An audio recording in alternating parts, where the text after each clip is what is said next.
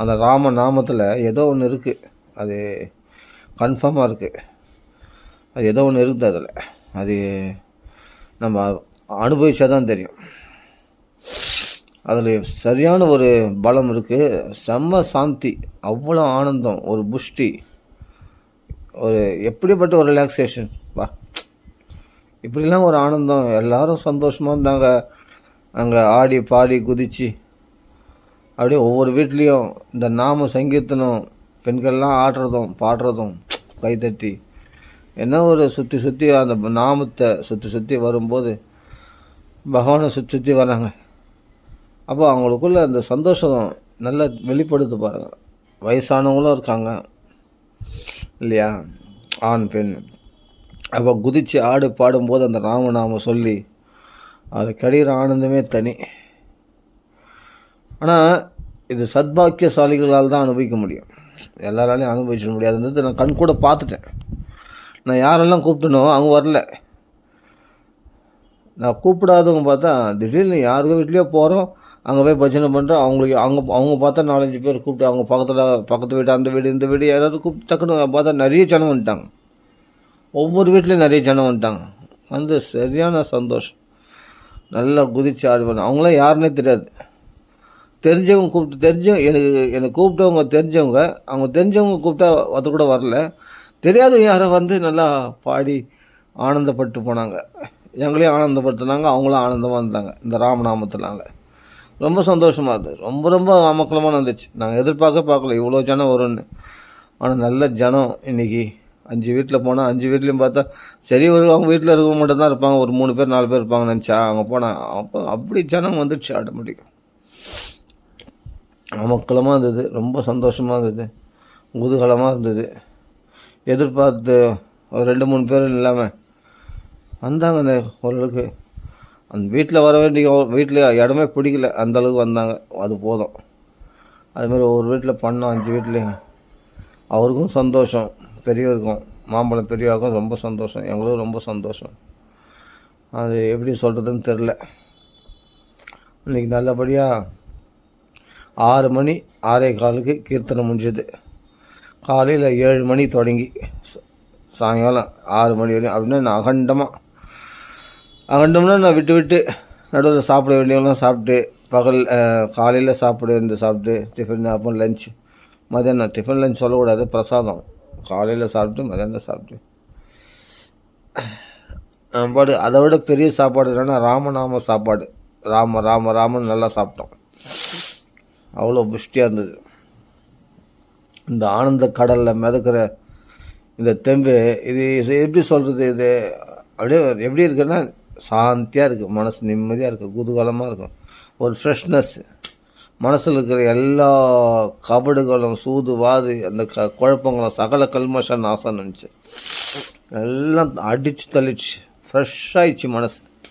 அவ்வளோ ஒரு சந்தோஷம், நிம்மதியாக இருக்குது. இந்த சத்பாக்கியத்தை அனுபவிக்க பாக்கியம் இருந்தால் வர முடியும். அதனால தான் எங்கன்னா போனால் கூட நான் முன்னெல்லாம் கூப்பிடுவேன், இப்போல்லாம் யாரையும் கூப்பிட்றதில்ல. போனோமா நம்ம சத்பாக்கியத்தை அனுபவிச்சுட்டு வந்து, இல்லைன்னா வச்சிங்களேன், இப்போ யாருக்காவது சொல்கிறதுனால என்ன ஆகுதுன்னா எனக்கு தடைப்படுது. நான் போக வேண்டிய காரியம் வந்து அங்கே இடத்துல பார்த்தா எனக்கு சக்ஸஸ் ஆக மாட்டேங்குது. நான் சொல்லிட்டு போனால் யாருக்காவது விளம்பர பத்திரம் நம்ம தம்பட்டம் அடிச்சு, அது தம்பட்டம் அடிக்கிறது இல்லை, நம்ம வந்து சரி மற்றவங்களும் அது கலந்துக்குன்னு சத்பாக்கியத்தை பெறுவாங்கன்னு சொல்லிட்டு நம்ம எங்கேயாவது வெளியே போகிறோம், ஒரு நல்ல விஷயத்துக்கு, ஒரு பஜனைக்கு போகிறோன்னா யாருன்னா கூப்பிடலான்னு பார்த்தா கூப்பிட்டா அவங்க வர மாட்டேறது மட்டும் இல்லை, அவங்க அப்புறம் வரேன் அதுக்கப்புறம் வரேன்னு சொல்லி லேட் பண்ணினா நம்ம கோட்டை விட்டுறோம், அந்த பஜனைக்கு போக முடியாதபடி. இவங்களுக்கு காத்திருந்து கட்சியில் இவங்களும் வரமாட்டேன், அதெல்லாம் இல்லை கட்சி நேரத்தில் வரமாட்டேன்னு சொல்லுவாங்க, நம்ம காத்திருந்து வேஸ்ட்டாக போயிடும். கட்சியில் நம்மளும் அந்த பாக்கியத்தை எழுப்போம். இதனால தான் இந்த விளம்பரம் பற்றிக்கிறதே கூடாது. கம்முன்னு போனியா உன்ன வரைக்கும் பஜனையை எங்கேயாவது சத்பாக்கியம் நல்ல விஷயம், தெய்வீக விசேஷம் நடக்குதா, கம்முன்னு போய் பார்த்து அட்டன் பண்ணியா, அனுபவிச்சா வந்துனே அவ்வளோதான். இந்த நம்மளுக்கு தெரிஞ்சவங்களாச்சு அவங்கள கூப்பிடலாம், இவங்கள கூப்பிடலாம், விருப்பம் இல்லாதவங்கள கூப்பிடாத. பக்தர்களை மட்டும் கூப்பிடு, அபக்தர்களை கூப்பிடவே கூடாது. இவங்க கூப்பிட்டா வரமாட்டாங்கன்னு தெரியும், அப்புறமா எதுக்கு கூப்பிடணும்? இல்லை எப்படியாவது வந்துட மாட்டாங்களா, வந்து அவங்களுக்கும் இந்த நாமா காதில் விழாதா அப்படின்ற ஒரு ஆசை தான். அதெல்லாம் நடக்காது, கலியுகம் இது. யாரை கூப்பிடணும் எதனா ஒரு சாக்கு போக்கு சொல்லுவாங்க. அவங்களாம் வந்து உண்மையான பக்தர்கள்லாம் என்ன பண்ணுவாங்கன்னா, ஆபத்து கண்டு அஞ்ச மாட்டாங்க, தூக்கி போட்டு பகவான் தான் முக்கியன்ட்டு வந்து ஊந்துருவாங்க. பொய்யான பக்தர்கள்லாம் என்னன்னா காரணத்தை மட்டும் தேடி கண்டுபிடிப்பாங்க. இதான் நான் பார்த்தேன் இன்றைக்கி வரைக்கும். அப்போது நம்ம கூப்பிட்றோம் அப்படின்னா ஏதாவது ஒரு காரணம் சொல்லுவாங்க, அந்த காரணம் இந்த காரணம் அது இது ஏதாவது ஒன்று சொல்லுவாங்க. ஆனால் நான் கூப்பிட்டு ஒரு 4-5 பேர் காரணம் சொல்லுவாங்க. ஒரு காரணம் 1-2 நியாயமான காரணம் உண்மையாக இருக்கலாம், 1-2 அவங்க சொன்ன காரணம் உண்மையான காரணமாக இருக்கலாம். மிச்சம்லாம் கண்டிப்பாக முக்கால்வாசி பொய்யாக தான் இருக்கும். நல்லா தெரியும். இப்போ ஒரு 5 பேர் கூப்பிட்றோன்னா அதில் 2 பேர் உண்மையாக பேசிடலாம், 3 பேர் பொய் பேசிடலாம். தெரியாது இல்லையா நமக்கு என்ன தெரியும்? ஆக மொத்தம் பஜனையில் கலந்துக்கிறதுக்கு பாக்கியம் இல்லை. நம்ம பாக்கியம் இல்லைன்னு சொல்கிறத விட நம்ம மேலே தப்பு. இது மாதிரி வரமாட்டாங்கன்னு தெரிஞ்சு நம்ம அவங்கள கூப்பிட்றோம் பார், அதுதான் பெரிய தப்பு. அது ரொம்ப வருத்தமாகி போச்சு எனக்கு. நம்ம கூப்பிட்டவங்க இந்த 5 பேர் ஏன் வரல அப்படின்னு வருத்தப்படணும். 50 பேர் வந்துடுறாங்களே, அதை பார். நீ கூப்பிடாம 50 பேர் வந்துடுறாங்களே பஜனைக்கு, அதை பார்த்து சந்தோஷப்படு. சபாஷ், பகவான் அப்படி திருப்பிட்டான் என்ன. இப்போ புரிஞ்சுக்கோ, சொல்ல வேண்டியது நம்ம கடமை, அதுக்காக கூப்பிடாமல் இருக்கக்கூடாது. நல்ல விஷயம்னா நம்மளுக்கு தெரியாதவங்களை போய் எப்படி கூப்பிட முடியும்? தெரிஞ்சவங்களை தான் கூப்பிட முடியும். தெரிஞ்சவங்க வரமாட்டாங்க, தெரியும் வரமாட்டாங்க, தெரிஞ்சே தான் கூப்பிட்டேன். ஆனால் கட்சியில் ஏமாந்தேன். சரி ஓகே, அதில் ஏமாந்துட்டேன். ஆனால் இன்னொரு விஷயத்தில் பகவான் என்ன பண்ணால் தூக்கி விட்டான். 50 பேர் மேலே வந்துட்டாங்க. சூப்பராக நல்லா களை கட்டிச்சு பஜனை, அருமையாக இருந்தது. அதனால் எதுக்கு சொல்ல வரேன்னா, எங்கேயாவது வெளியே போகிறோம் இது பண்ணுறேன்னா அவங்கள கூப்பிட்றேன் இவங்களை கூப்பிட்றேன், அவங்களுக்காக வெயிட் பண்ணேன் இவங்களுக்காக தெய்வ காரியத்துக்கு மட்டும், தெய்வ செயலுக்கு மட்டும் யாரையும் எதிர்பார்க்கக்கூடாது. தெய்வம் யாருக்கும் காத்துன்னு இருக்காது, நல்லா புரிஞ்சுக்கணும். நீ உனக்கு பகவான் கொடுத்துருக்கான் ஒரு வாய்ப்பு, ஒரு ஆப்பர்ச்சுனிட்டி உனக்கு கொடுத்துருக்கானா, அந்த ஆப்பர்ச்சுனிட்டி நீ நல்லா பயன்படுத்திக்கணும். அது ஒரு பெரிய கிஃப்ட்டு. அதை நீ ஸ்ப்ளிட் பண்ணிட்டுனா நீ உனக்கு கொடுத்த அந்த வாய்ப்பை நீ இழந்துட்டுன்னு அர்த்தம். நீ அதை 4 பேர் பகிர்ந்துலான்னா, பக்தி இல்லாதவங்களை பகிர்ந்துனா உந்து ஸ்பாயில் ஆகிடும், உனக்கு கிடைக்கிற வேண்டிய பாக்கியம் கிடைக்காமல் போயிடும். அதனால் கம்முன்னு சைலண்ட்டாக போனோமா, நல்லா அனுபவிச்சோமா, ஆடினோமா, பாடினோமா, குதிச்சோமா, எங்கேயாவது சத்சங்கம்னு போனோமா, அவள் தான் வந்து நேரணும். அவள் தான் நம்மளை கூப்பிட்டா வர மாதிரி இருந்தால் கூப்பிடணும், கூப்பிட்டா வர மாதிரி இல்லாதவங்கள போய் கம்பல் பண்ணக்கூடாது. அவங்களுக்கு நீ நல்லது செய்கிறதா நினச்சி அவங்களுக்கு தொல்லை கொடுக்கக்கூடாது. அது அவங்களுக்கு தொல்லையாக நினைக்கிறாங்கன்னா தயவுசெய்து அவங்களுக்கு கூப்பிடவே கூப்பிடாதீங்க யாருமே. உங்களை வரைக்கும் போனீங்களா பஜனையோ நல்ல விஷயங்களோ, இந்த மார்கழி மாதம் அங்கே நிறைய இடத்துல நல்ல விஷயங்கள் நடக்குது. எங்கே பார்த்தாலும் பஜனைகள், எங்கே பார்த்தாலும் உபன்யாசங்கள் நிறைய நடக்குது. அதெல்லாம் போய் அனுபவிச்சுட்டு நிம்மதியாக போனோமா, தனியாக போனோம், நல்லா அனுபவிச்சோமா, ஆனந்தமாக கண்ணு முடின்னு கப் சிப்புன்னு வாயை முடின்னு வந்து அழகாக வீட்டில் வந்தோமா, நல்லா அனுபவித்தோம். அதையே நினச்சேன். அங்கே போய் என்ன அனுபவிச்சோமோ அதை வீட்டில் ஸ்மரணம் பண்ணி அந்த ஸ்மரண பக்தியிலே தலைக்க வேண்டியது தான். அது மாதிரி புண்ணியங்களை போய் கொள்ளையாடிச்சுக்கணும், பாக்கியங்களை போய் கொள்ளாடிச்சுக்கணும். இது மாதிரி இடத்தவங்களை இது மாதிரி புண்ணிய காரியங்கள் நடக்குது, பஜனைகள் நடக்குது, உபன்யாசங்கள் நடக்குதுன்னா அதெல்லாம் போய் என்ன பண்ண நம்ம வரையும் போனோமா, நல்லா அனுபவிச்சோமா, வந்து நேரணும். அதுதான். அவங்கள கூப்பிட்றேன் இவங்களை கூப்பிட்றேன், அவங்கள எதிர்பார்த்தேன் இவங்கள எதிர்பார்த்தேன், இதெல்லாம் நடக்கவே நடக்காது. அவ்வளோதான். வரேன்னு சொல்கிறவங்க சொல்லுவாங்க, அப்போ பார்த்தா வரமாட்டாங்க. நல்லா தெரியும் எனக்கு வரமாட்டாங்கன்னு தெரிஞ்சு தான் கூப்பிட்டேன். ஒரு 5 பேர் வரல. அதுதான் சொல்கிறேன். ஏன்னா இது கலியுகம், இதெல்லாம் களி கெடுத்துருவோம். நான் அவங்க கசிய தூஷணம், அவங்கள தூஷணம் பண்ணி அந்த 5 பேரை தூஷணம் பண்ணி பிரயோஜனம் இல்லை. அந்த 5 பேருக்கு களி அதுக்கு மேலே கெடுக்கிறான்னும் போது நம்ம அவங்க மேலே குறை இல்லை, அவங்க அதில் பாதிக்கப்பட்டிருக்காங்க களியினால். அது நம்ம ஒன்றும் பண்ண முடியாது. சரி ஓகே, இனிமேல் என்ன பண்ணணும்? வாயை மூடின்னு இருந்தால் போதும். வாயை மூடின்னு பகவான் நம்மளுக்கு என்ன காமிக்கிறானோ போனோமா வந்தோமா நிம்மதியாக இருந்தோமா, அவ்வளோதான். நம்மளை தேடி யாருன்னா வருவாங்க. இது போல் எதுனா நல்ல விஷயம் எங்கன்னா நடந்தால் சொல்லுங்கள், எதனா ஒரு பஜனை இது போல் உபன்யாசம் பாராயணம் எதனா நடந்தால் சொல்லுங்கன்ட்டு யாருன்னா கேட்பாங்க. அவங்களுக்கு சொல்லு. நீயா தேடி தேடி போய் சொன்னா அது மதிப்பு குறைவு தான். அவங்களாம் வந்து கேட்கும்போது சொன்னா அதுக்கு மதிப்பே தனி. அதாவது பகவானுக்கு வெண்ணெயை கொடுத்த வெண்ணெய் பிடிக்காதான், ஆனால் மறைச்சி வச்ச வெண்ணெய் தான் பிடிக்குமா. கோபிகள்லாம் என்ன பண்ணாங்க, வெண்ணெயை மறைச்சி வைப்பாங்க. மறைச்சி வைக்கும்போது கிருஷ்ணன் என்ன பண்ண ஓணுமின்ட்டு போய் திருடுவானு. திருட்டு வேணை தான் பிடிக்குமா, கொடுத்த வேணை பிடிக்காதான் கிருஷ்ணனுக்கு. அது மாதிரி நாம் பக்தியை திருட்டுத்தனமாக ஒழிச்சு வச்சாதான் பகவான். நம்ம பக்தி யாரும் பிரகடனப்படுத்திக்கணும், 4 பேர் கூட்டும் போகணும், அதெல்லாம் வேணாம். அதனால் என்னென்னா உன் பக்தியும் குறையும், உன் தபசும் குறையும். அதே சமயத்தில் உன்னுடைய பாக்கியங்களும் நீயும் பாக்கியங்கள் உனக்கு பகவான் கொடுத்த பாக்கியங்களையும் நீ இழக்க வேண்டியது வரும். துஷ்டரில் அதாவது பக்தி இல்லாதவர்களை கூப்பிட்றதுனால அது நான் நல்லா பட்டுட்டேன். அபக்தர்களுக்கு சொல்லாத, பக்தரில் துவேஷம். இப்போது நம்ம மேலே இப்போது சில பேர் வந்து நம்ம மேலே துவேஷம் உள்ளுக்குள்ளே இருக்கலாம், வெளியே காமிச்சிக்க மாட்டாங்க. வெளியே நமக்கு நல்லா பேசுவாங்க. நம்ம ஒரு பஜனை கூப்பிட்றோம், ஒரு இது கூப்பிட்றோன்னா நமக்கு நல்லா பேசுகிற மாதிரி தான் பேசுவாங்க. ஆனால் உள்ளுக்குள்ளே அவங்களுக்குள்ளே நம்மள ஒரு ஏதோ ஒரு காழ்ப்புணர்ச்சி வச்சுருக்கோம். அப்படிப்பட்டவங்க என்ன பண்ணுவாங்க, நம்ம கூப்பிட்டா வரேன் போப்போம் அப்படின்னு, ஆனால் வரமாட்டாங்க. பகவான் அவங்களுக்கு கொடுக்க மாட்டான். அப்போது அதே மாதிரி பக்தரில் துவேஷம் பண்ணுறவங்க, பக்தி இல்லாதவங்க, இவங்களுக்கெல்லாம் அதே மாதிரி நம்பிக்கை இல்லாதவங்களுக்கு, இறைவனை நம்பாதவங்களுக்கு அவங்களெலாம் வந்து கூப்பிட்டா பிரயோஜனம் இல்லை. வேறு ஒன்றும் இல்லை, பிரயோஜனம் இல்லை. உனக்கும் லாஸு, அவங்களுக்கும் லாஸ். அதனால் யாரையும் பலவந்தப்படுத்தக்கூடாது. நம்ம கையில் அவ்வளோ தபஸாக இருக்குது. நாஸ்திகர்கள் கூட ஆஸ்திகர்களாக மாற்றுற அளவுக்கு தபஸ் நம்மனா அவதார புருஷர்களா கிடையாது. நம்ம பக்தி நம்ம தக்க வச்சுக்கிறது ரொம்ப கஷ்டமாக இருக்குது. நம்ம பக்தி அடிக்கடி வீழ்ச்சி அடைகிறோம். பகவான் தான் கை கொடுத்து தூக்குறோம் அடிக்கடி.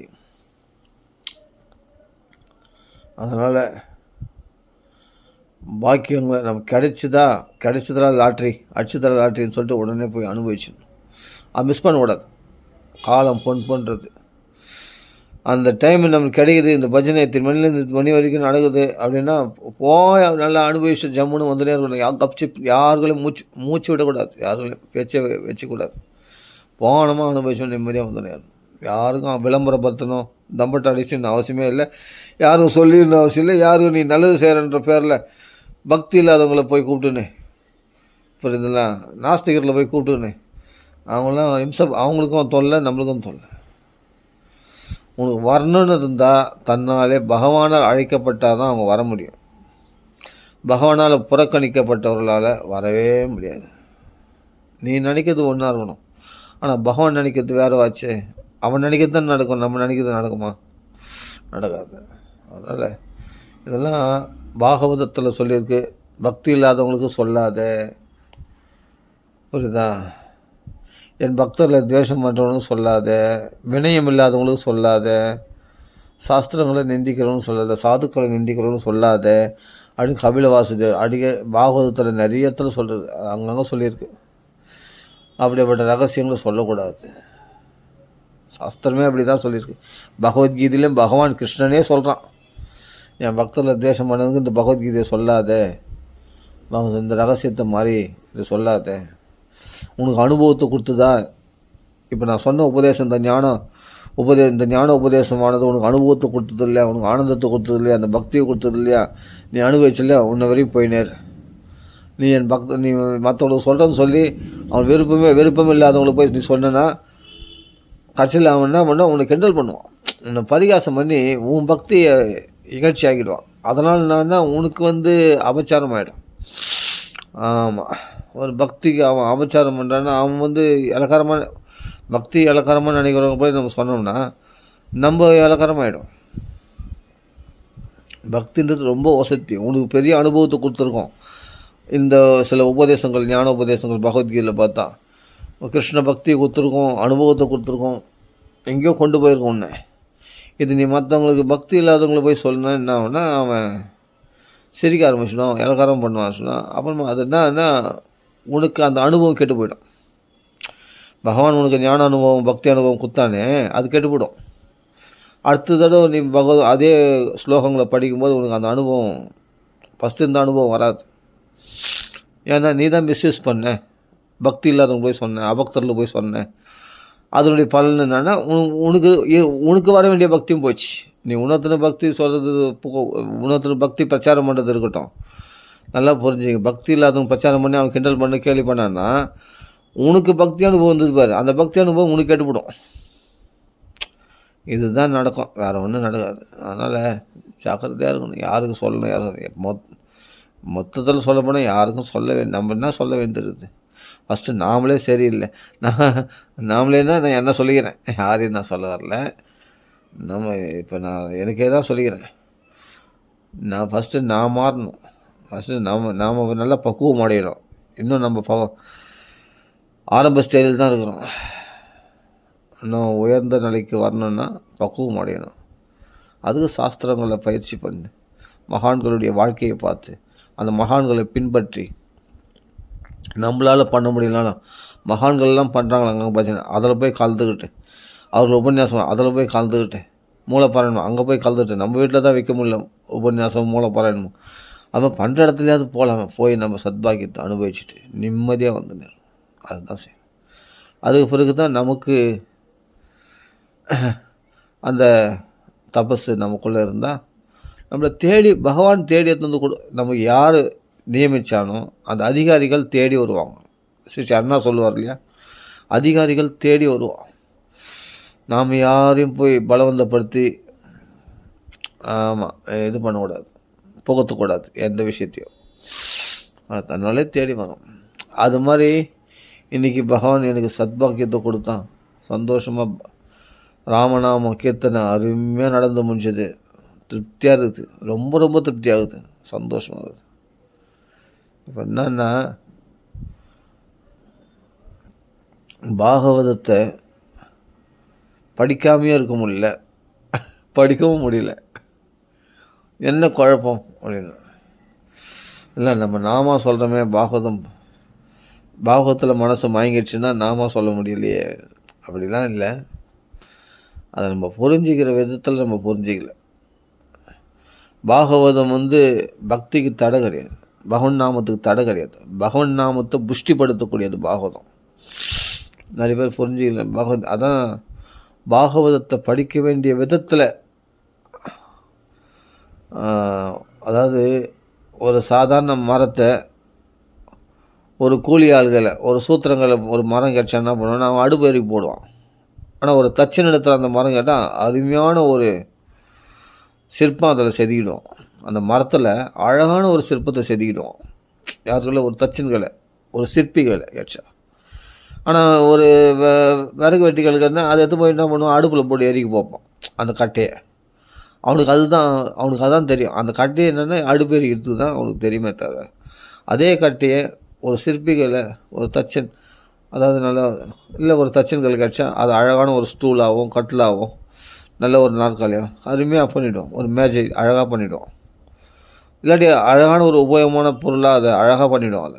அதை அடுப்பில் போட மாட்டான் இல்லையா. ஒரு மரத்துண்டு கிடச்சா அது கையால் தெரிஞ்சவங்க கையில் இருக்குது. பொருள் ஒன்று தான், அதே மரம் தான். ஒருத்தன் அடுப்பெரிக்க பயன்படுத்துகிறான், அதே மரம் தான். ஒருத்தன் என்னன்னா அதை அருமையான வீட்டில் உபயோகமுள்ள பொருளாக ஒரு மேஜையாகவும் நாற்காலியாகவும் இல்லையா, பல விதமான பொருளாக அதை கட்டிலாகவும் அதை மாற்றுறான் இல்லையா ஒரு மரத்தை. அது கையால் அது விஷயம் அந்த வித்தை தெரிஞ்சவனுக்கு தான். அது மாதிரி தான் நமக்குள்ள இந்த பாகவதமானது நாமத்துக்கு எதிரின்னு சில பேர் நினைக்கிறாங்க. நாமத்தை மாத்திரம் சொன்னால் போதும், பாகவதம் படிக்கூடாது. பாகவதம் புஷ்டி கொடுக்கக்கூடாது நாமத்துக்கு. அதை புரிஞ்சிக்க தெரிஞ்சவங்களுக்கு அருமையான அப்பா நாமம் இன்னும் பலமாகும்.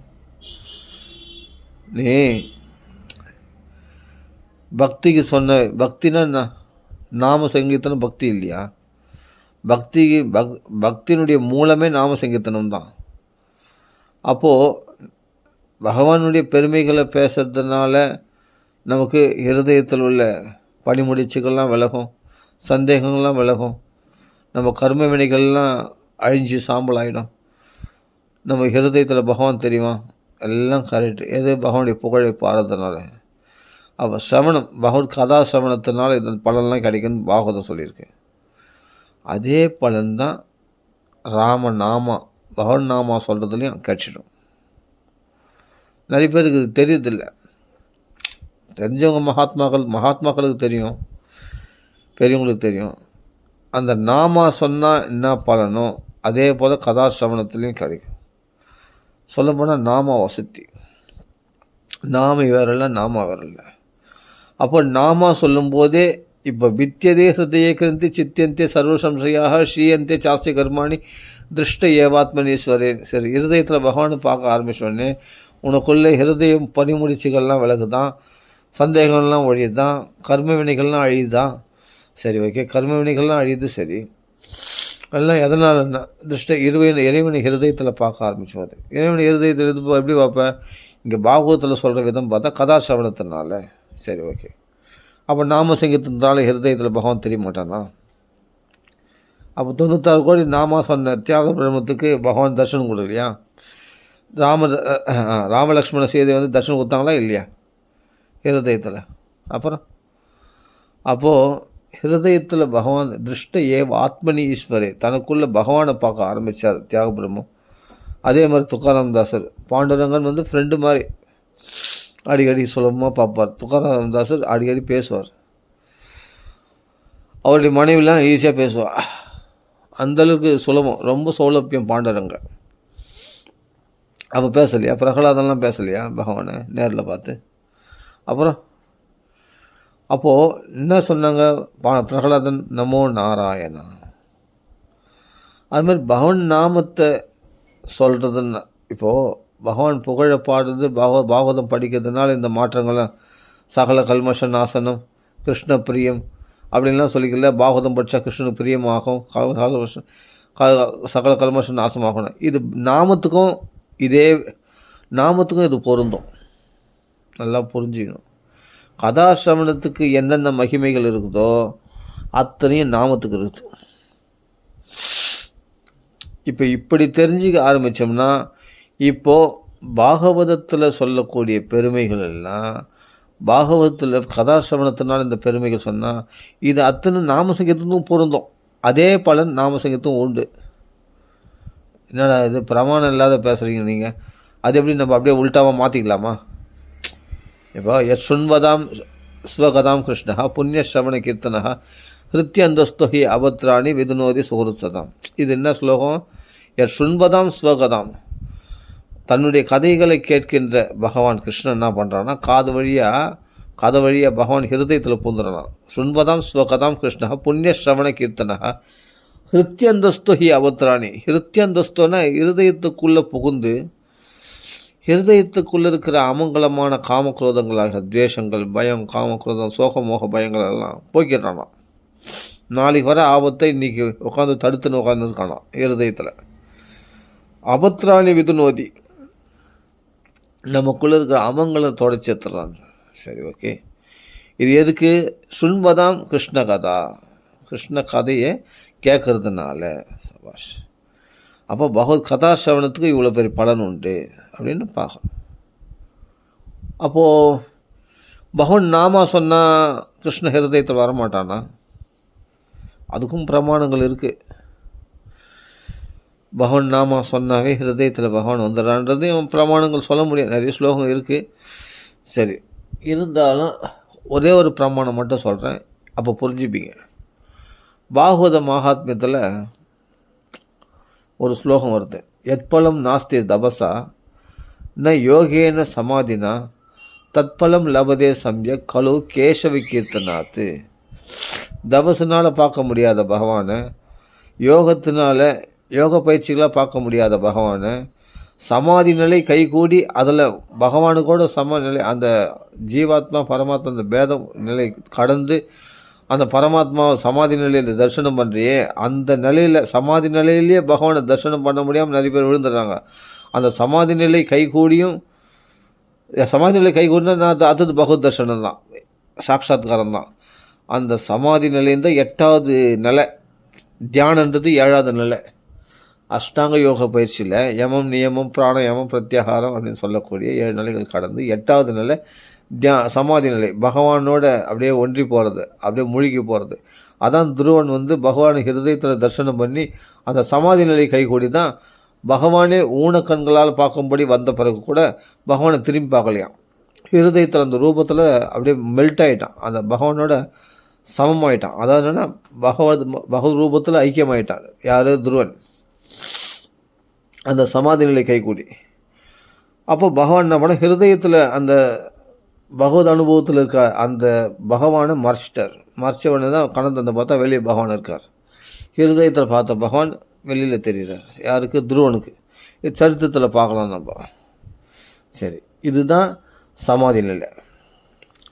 அவன் யோக நிலைன்றது பகவானோட லிங்க்கு.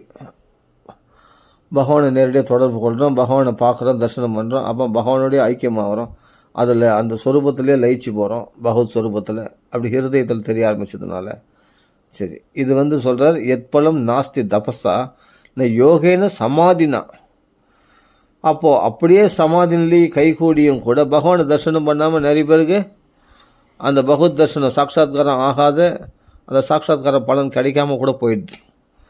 ஆனால் அதை கேசவ கீர்த்தனத்தினால தத்பலம் லபதே. அந்த சமாதி நிலையிலையும் பகவானை பார்க்க முடியாத, சாட்சாத்காரம் பெற முடியாதவங்களாலையும் பகவன் நாம கீர்த்தனத்தினால சுலபமாக பகவானை ஹிருதயத்தில் அந்த பலனானது பகவத் சாட்சாத்காரமானது கிடைத்து விடுகிறது. இப்போ புரியும் நினைக்கிறேன். இது சாதாரண பலனை அல்ப பலனில் சொல்கிறதுக்கு யோகம் தியானம்லாம் பண்ண அவசியம் இல்லை. அதுக்கு எதுனா ஒரு கர்மானுஷ்டானங்கள் கிரியானுஷ்டானங்கள் பண்ணால் அதுக்கு அல்ப பலன்கள் ஏதாவது கட்சிடும். காங்க்ஷந்த கர்மணம் சித்தி யஜந்தைக தேவதா. ஏதாவது கர்மா செய்ய சிறுதேவதை வழிபட்டாவே அற்ப பலன்கள்லாம் கட்சிடும். அற்ப பலன்னு சொல்ல வந்த விஷயம் இல்லை, இது நல்லா புரிஞ்சிக்கணும். எத்பலம் நாஸ்தி தபஸா, தபஸுனால யோகேன சமாதினா, சமாதி நிலை கைகூடி கூட அடைய முடியாத ந இல்லை, நக ந இல்லை, நகன்னா எங்களுக்கு ந இல்லைன்னு அர்த்தம். எத்பலம் நாஸ்தி தபஸா, நாஸ்தினா தபஸுனால் அடைய முடியாத பலன்.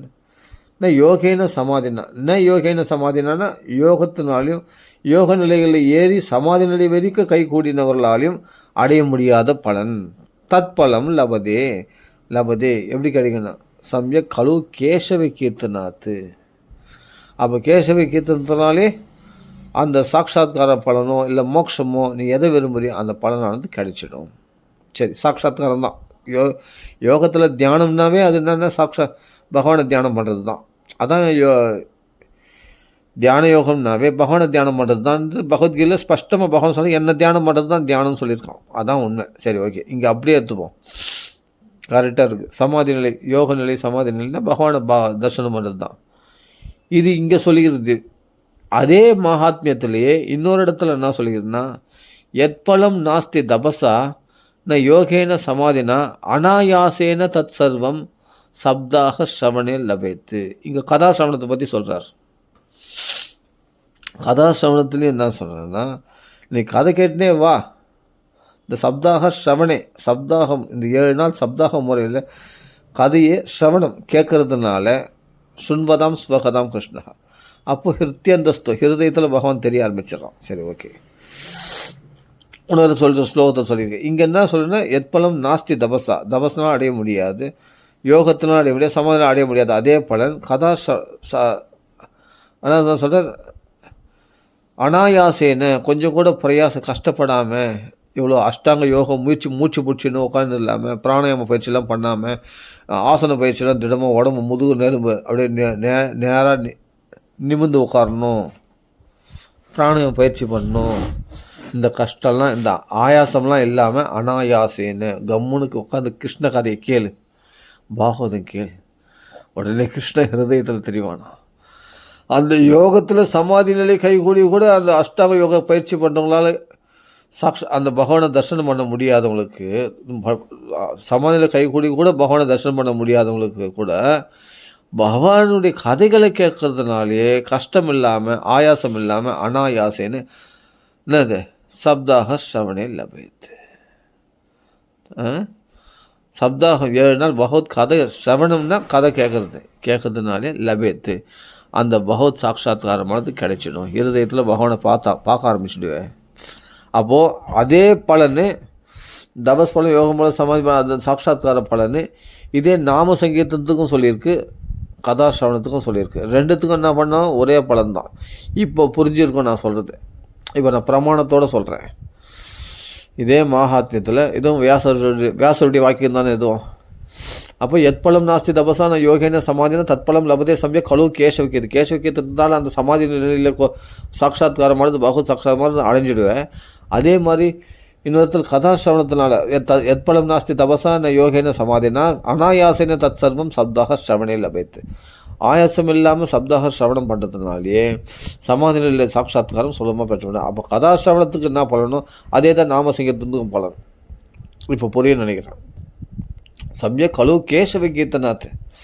அப்படி ஒருமுகப்பட்ட மனதோட சம்யக்னா ஒருமுகப்பட்ட மனதோட அப்படின்னா தொடர்ந்து நிறைய நாம சொல்ல சொல்ல சொல்ல ஈஸியாக ஒருமுகப்பட்டுரும். ஒரு விஷயத்தை அபியாசத்தினால மனசு ஒருமுகப்பட்டுரும். நிறைய நாம சொல்லும்போது அப்போ என்னென்னா பகவான் சாட்சாத்காரம் உண்டாயிடும். நீ ராமநாமம் சொல்லினே வா, ராமர் தெரிவார். நீ ராமன் நினைக்குவானா, ராமநாம சொல்லுவா. அது நாமியை தன்னாலே போய் டச் பண்ணும். ஏன்னா நாமி வரல, நாமா வரல. நீ நாமா சொன்னாவே அவனை பிடிச்சி இழுத்துரும் பகவானை. உன் இருதயத்தில் பகவான் தான் காட்சியளிப்பான். அந்த ராமர் கோதண்டபாணியான பகவான் ராமர் லக்ஷ்மணரோட செய்தியோட சாட்சாத்காரம், ஆஞ்சநேயரோட பாதுகையில் இருக்கிற ஆஞ்சநேயரோட சாட்சாத்காரம் ஆகிடும் உனக்கு இருதயத்தில். அப்போது இதுதான் சாஸ்திரம் கரெக்டாக சொல்லியிருக்கு. அப்போது என்னென்ன நாம சங்கீதத்துக்கு எந்த பலனோ அதே தான் கதாசிரவணத்துக்கும் அதே பலன் அப்படின்னு சொல்லியிருக்கு. ரெண்டு இடத்துலையும் பார்த்தா தபஸ் பலன், யோக பலன், சமாதி நிலை கை கூடினா என்ன பலன் அடைய சமாதி நிலை கை கூடினா என்ன பலன் அடைய போறியோ அந்த பலன் நாம கீர்த்தனத்தால் கிடச்சிடும். அதே சமயம் உணரத்தில் நான் சொல்லி கதாசிரவணத்தால் கிடச்சிடும் அப்படின்னு ரெண்டு இடத்துலையும் பிரமாணம் இருக்குது. இதை வச்சு தான் இப்போ நான் சொல்கிறேன். என்னென்னா பாகவதத்தில் கதாசிரவணத்தில்லாம் என்னென்ன பலன்லாம் சொல்லியிருக்கோ அத்தனை பலனை நாம சங்கீர்த்தனம் பண்ணுறவங்க நாம சங்கீர்த்தனத்துன்னு எடுத்துக்கிட்டா இப்போ பாகவதம் லட்டு மாதிரி இனிக்குமா இனிக்காதா? இப்போ சொல்லுங்கள், பாகவதம் இப்போ தேன் மாதிரி இனிக்குமா இனிக்காதா? அப்போது பாகவதம் கதை கேட்கறதுனால என்னென்ன பலன்லாம் பாகவதத்தை அஸ்வமேத சகஸ்ராணி வாஜபேய சதானிச்ச. அப்போ 1000 அஸ்வமேதையை செய்தால் என்ன பண்ணணும், 100 வாஜபேயம் செய்தால் என்ன பண்ணணும், அத்தனை பலன்களும் பாகவத கதை கேட்கறதுல 14 ஒரு பங்கு கூட ஈடுகட்டாது. இதே தான் நாம சங்கீதத்துக்கும் இந்த நாம சொல்கிறதுனுடைய பலனில் 14 ஒரு பங்கு கூட 1000 அஸ்வமேத யோகமும் 100 வாஜபேய யோகமும் சமமாகாதான். இப்போ புரியுதா? அப்போ என்ன கங்கா, என்ன கையா, என்ன காசி, புஷ்கரம், பிரியாக இதெல்லாம் போய் தீர்த்த ஸ்நானம், கஷேத்திர ஸ்நானம், கஷேத்திர சேவை, தீர்த்த ஸ்நானம், இதெல்லாம் தீர்த்த யாத்திரை போகிறதுனால என்ன பலன் கிடைக்குமோ இந்த பலன்லாம் கூட பகவானுடைய கதை கேட்கறதுக்கு பாகவதத்துக்கு சமம் ஆகாது, சுகசாஸ்திரத்துக்கு சமம் ஆகாது அப்படின்னு சொல்கிறார் பாகவத மகாத்மியத்தில். இதே தான் பகவான் நாம சொல்கிறதுக்கு இந்த கங்கையோ புண்ணிய தீர்த்தமோ அல்லது புண்ணிய கஷேத்திரங்களோ போகிறதுடைய பலன் இந்த நாமா சொல்கிறதுக்கு இணைய ஆகாது அப்படின்னு புரிஞ்சுக்கணும். எவ்வளோதான் விஷயம். ஆனால் பகவான் வரல, பகவான் நாம வரல. அதே மாதிரி பகவானுடைய கதை வரல, பகவான் வேற இல்லை. நல்லா இதுவும் புரிஞ்சுக்கணும். அப்போ எல்லாமே ஒன்று தான். பகவத் கதாசிரவணம், பாகவதமும் பகவானும் ஒன்று. அப்போ பாகவத கதையும் பகவானும் ஒன்று இல்லையா? அப்போ பகவான் நாமும் பகவானும் ஒன்றுன்னு சொல்லியிருக்கேன். அப்போ 3 ஒன்று தானே? ஆமாம். இப்படி புரிஞ்சுக்கிட்டா அப்புறம் பாகவதம் உனக்கு எப்படி இனிக்காமல் இருக்கும்? நாம கீர்த்தனை செய்கிறவங்களுக்கு பாகவதம் கண்டிப்பாக இனிக்கும். இது கொஞ்சம் இதெல்லாம் பகவானே குருவாக இருந்து நம்ம சொல்லி கொடுக்குறோம், அவ்வளோதான். கொஞ்சம் புரிஞ்சுக்கிட்டா நம்மளுக்கு ஈஸியாக புரியும். அப்போ பாகவதம் எப்படி இருக்குன்னா உன் நாம சங்கீர்த்தனத்துக்கு புஷ்டிப்படுத்தக்கூடியதாக இருக்குமே தவிர நாம சங்கீர்த்தனம் வேறு பாகவதம் வேறுன்னு பிரிக்கிறவங்களுக்கு இது பிடிப்படாது. இதே தான் ராமாயணத்துக்கும் நல்லா புரிஞ்சுக்கணும், பகவத்கீதைக்கும். இப்போ எல்லாத்துக்கும் கற்றுக்கலாம். உன் நாம சங்கீர்த்தனத்துக்கு புஷ்டிப்படுத்தக்கூடியது தான் ராமாயணமும் பாகவதமே தவிர, இல்லைன்னா ராமநாமம் சொல்லி சித்தி அடைஞ்ச வால்மீகி மகரிஷியால் ஒரு கதையை எழுதுவாரா? அவர் ராமநாமத்துடைய பெருமை தான் சொல்லிடணும் அப்படின்னா, ராமாயணமே ராமநாமத்துடைய பெருமை தான். இதை புரிஞ்சுக்கோ.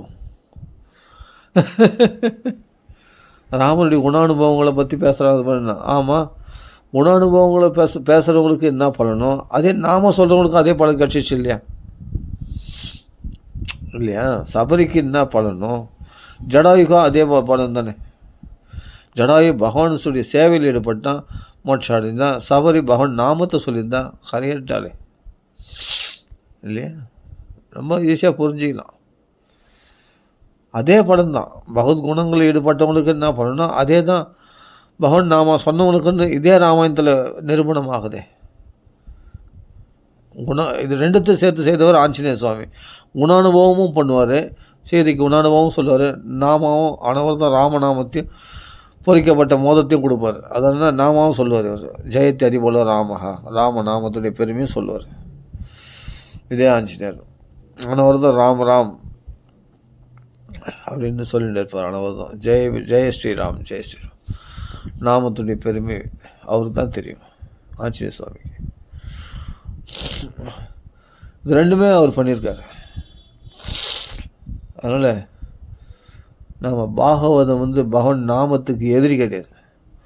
பகவன் நாமா நம்மளுக்கு இருக்குதுன்னு தெரிஞ்சதே பாகவதத்தில் தான். நாம சங்கீர்த்தனம் எஸ்ய சர்வ பாப பிரணாசனம் பிரணாமோ துக்க சமனக தம் நமாமி ஹரிம் பரம். இதை எடுத்துப்பாங்க மெயினாக. நாம சங்கீர்த்தனம் பண்ணுறவங்க இந்த ஸ்லோகம் நாம சங்கீர்த்தனம் பண்ணுறவங்களுக்கு இந்த ஸ்லோகம் தெரியாமல் இருக்காது. அப்போ இந்த ஸ்லோகம் எங்கேருந்து வந்தது? பாகவதத்துலேருந்து வந்தது. அப்போ பாகவதம் வேணுமா வேணாவா? பாகவதம் இல்லாமல் உனக்கு நாம மகிமை அஜாமல உபாக்கியானம் ஒன்று நாம சங்கீர்த்தனம் பண்ணுறவங்க ஒருத்தரும் அஜாமல உபாக்கியானம் சொல்லாமல் இருக்க முடியுமா? அஜாமல உபாக்கியானமும் அகல்ய சாப மோட்சமும் சொல்லாமல் இருக்கவே முடியாது. எங்கேயாவது ஒரு இடத்துல அவங்க அஜாமல உபாக்கியானத்தை சொல்லி தான் ஆகணும். நாம மகிமை சொல்கிறவங்க, நாம கீர்த்தனம் பண்ணுறோம். அப்போ பாகவதம் பேசி தானே ஆகணும். பாகவதத்திலிருந்து நீ விலகி போக முடியாது. நான் தனியாக நாம சங்கீர்த்தனம் பண்ணுறேன்னு. அதனால் இந்த கையால் தெரிஞ்சவங்களுக்கு அதான் சொல்கிறேனே, கட்டையை விறகரிக்கிறதுக்கும் பயன்படுத்தலாம். அதே கட்டையை மரத்தை நல்ல ஒரு அருமையான கட்டில், அருமையான மேஜை, அது மாதிரி நாற்காலி, அருமையான ஒரு கைவினை பொருட்களை செய்கிறதுக்கும் பயன்படுத்திக்கலாம் இல்லையா? வீட்டுக்கு உபயோகமாக அருமையான ஒரு ஜாடி ஏதாவது ஒன்று செய்கிறதுக்கு பயன்படுத்தலாம். அந்த கட்டையை எவ்வளோ அழகாகிட்டானா, அதான் வித்துவான். ஆமாம், அவன் தான் விஷயம் தெரிஞ்சவன், வித்தை தெரிஞ்சவன். அந்த மரத்தை அழகாக பயன்படுத்தினான். சூப்பராக பார்க்கறதுக்கு அருமையான கைவினை பொருளை சேர்த்துருவான். அந்த மாதிரி அது ஒன்றும் இல்லை. இதே ஒருத்தன் ஒரு பாமரத்தில் கட்சா, அந்த விஷயம் தெரியாதவங்களை ஒரு அர்ப்பணத்தில் கட்சா, அது அடுப்பெறிக்கு தான் பயன்படுத்துவான். அந்த கட்டையை எதுக்குன்னா அடுப்பெறிக்கு பயன்படுத்துவான். சந்தன கட்டையே கட்சாலும் அது அடுப்பெறிக்கு தான் பயன்படுத்துவான். ஆனால் சந்தனம் மணக்கமாச்சு, அது என்ன பண்ணுவானா, பகவானுக்கு அருமையாக அந்த சந்தனத்தை குழைச்சி பகவானுக்கு சாத்துவான். சந்தன காப்பு. அவன் விஷயம் தெரிஞ்சவன். அதை உயர்ந்த அந்த சந்தனத்தை உயர்ந்த விஷயத்துக்கு பக்திக்கு பயன்படுத்துவான். ஆனால் அதனுடைய அருமை தெரியாதவன் என்னன்னா அதை அடுப்பெரிக்க பயன்படுத்துவான். அது மாதிரி தான் அது மாதிரி விஷயம் தெரியாதவங்களுக்கு பாகவதம் கையால் தெரியல. விஷயம் தெரிஞ்சவங்களுக்கு பாகவதம் எவ்வளோ அனுகூலம். இப்போ அம்பரீஷ மகாராஜா எங்கே நாமா சொன்னார், பகவத் கதை வச்சாம்சி வைகுண்ட குணான்னு வர்ணனே. ஆமாம், வைகுண்ட குணங்களை வர்ணிச்சாருன்னா அவர் எந்த காலத்தில் இருந்தார்? திரேதா யுகத்தில் இருந்தார். அப்போ பகவானுடைய கதைகளை பேசினார். ஓகே, இது பண்ணார். நாம வைபவங்கள் கலியுகத்துக்கு நாம சங்கீர்த்தனம் தான். அப்போது அவர் குணானுபவங்கள் ஈடுபட்டாங்க. பகவத் சேவையில் இப்போ கோயில் அலைஞ்சார், பூஜைகள்லாம் பண்ணாருன்னா பூஜைகள்லாம் பண்ணால் என்ன பண்ணணும்? ஆனால் பகவான் நாம சங்கீர்த்தத்தில் கிடச்சிட்டு நிறைய பிரமாணங்கள் சொல்லியிருக்கு இல்லையா பாகவதத்துலேயே. இதே பாகவத்தில் நாமத்துலேயே மகிமை, தபஸ் பலன், யோக பலன், தியான பலன், எல்லாமே தான தர்மம் பண்ண பலன், புண்ணிய தீர்த்தங்களில் போய் சேவித்த பலன்,